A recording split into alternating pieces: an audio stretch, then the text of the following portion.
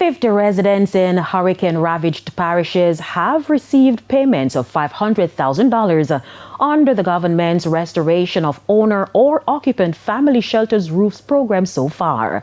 And as more persons get help, the government has tasked the Major Organized Crime and Anti-Corruption Agency, MOCA, to identify any instances of fraud in the initiative.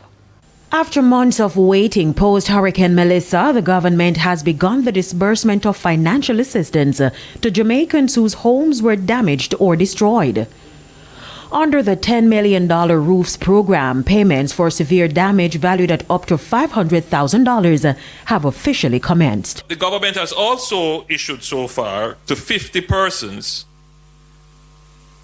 who have been assessed as having severe damage. So far, since we have started, which was just today, 50 persons have gotten their $500,000 grant to restore their roof. Households with primarily senior citizens have also received their disbursement through direct deposit.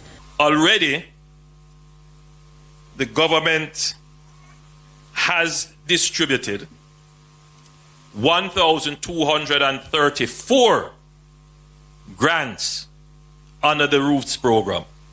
And they have done this by direct transfers, meaning it has gone from the bank account of the Ministry of Labour and Social Security into the bank accounts of the 1,234 beneficiaries.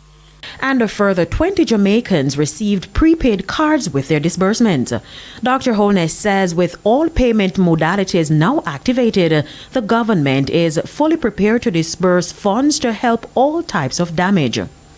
In the meantime, to prevent fraud, Dr. Holness has tasked the Major Organized Crime and Anti-Corruption Agency, MOCA, to provide some oversight. We have to check that if you got a grant, that you actually use it for the purpose you got the grant for.